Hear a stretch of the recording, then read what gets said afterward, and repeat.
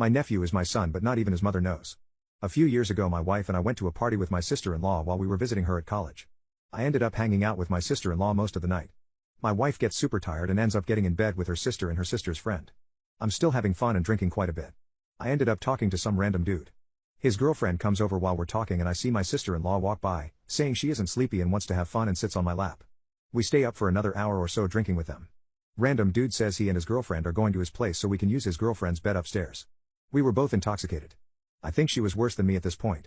The couple leave and my sister-in-law and I are the only ones up. We were just laughing at each other and went upstairs to chill. I had a stiffy from her sitting on me, but I honestly was not expecting what happened next. I go in the room first and flop face down on the bed.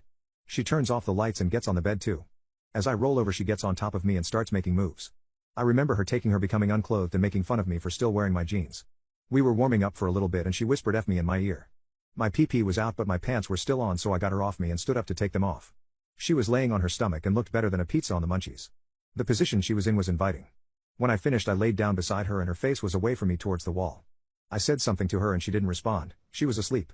I've thought about it a million times since then and I'm pretty sure she must have still been awake when I started. I honestly did not think she was going to not remember it the next day, but I was pretty freaked out that I was going to have to deal with what we did in the morning. The next day my wife woke me up all normal and wanted to go get coffee and greasy food. I go with her and feel horrible inside. We get back and my sister-in-law is at her apartment and is freaked out.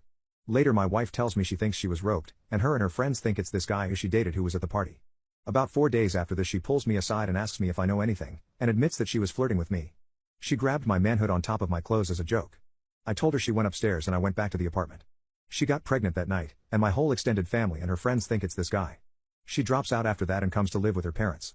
Her official story is that her and that dude were making out and he ended up having intimacy with her when she was intoxicated, and she doesn't remember much, but he's an a-hole. She never pressed charges or anything because she feels guilty or thinks she probably let him do it, but most of all I think she wants to stick to her story and not reveal that she remembers sitting flirting with me.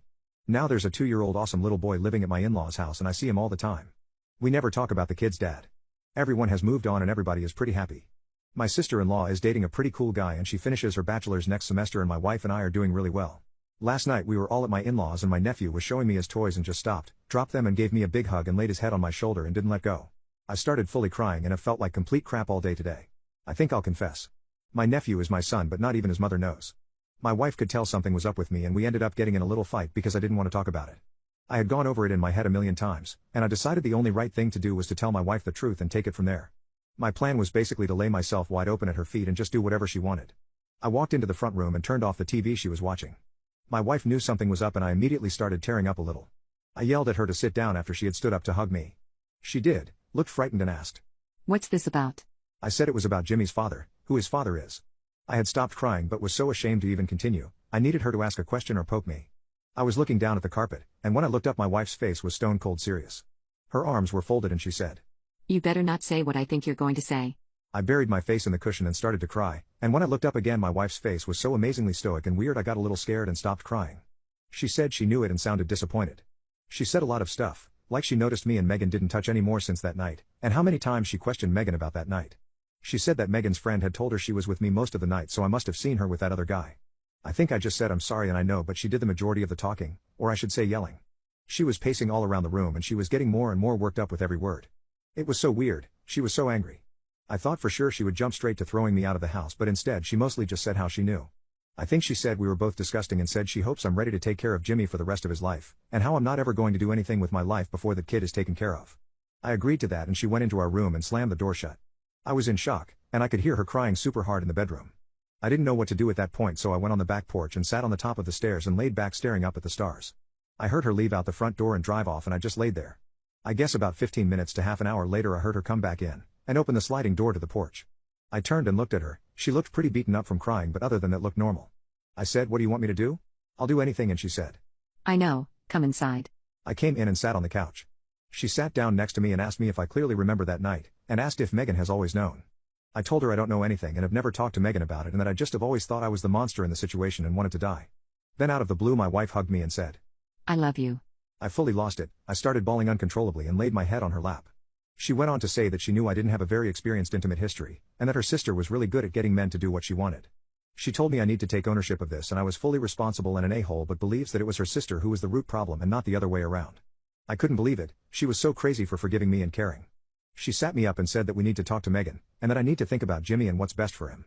We talked some more and discussed stuff like telling or not telling Jimmy and wondered if Megan knows or not. We ended up going to bed really late together, and I know it sounds weird but we had crazy intimacy. The next morning was Sunday and my wife texted Megan to come over and we were going to get breakfast, but to leave Jimmy at her parents' house.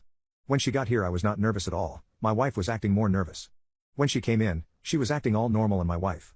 I asked her to sit down. My wife looked at me and motioned for me to talk.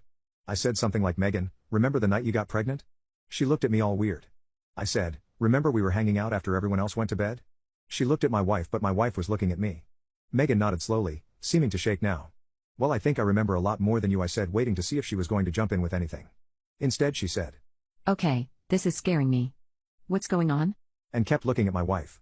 My wife turned and stared at her and raised her eyebrows like she was saying, "You know what we're talking about." Megan started breathing really heavy and started to cry and said, What the F is going on? to my wife. And my wife said, You F'd my husband. I'm so sorry. all while trying to hug her. My wife would not let her touch her, and just kept saying, Did you know? and Was this all a lie from the beginning? Megan kept saying no and she knew she might have slept with me but had no idea what had happened. She made up the story about the other guy so she wouldn't have to face the fact that she might have slept with me. Megan asked if her parents know, and my wife said no. My wife let Megan hug her and they both cried. Megan said she couldn't stay there and felt sick. She tried to leave, but my wife walked with her out the front door and I think they went on a walk or to a park in our neighborhood.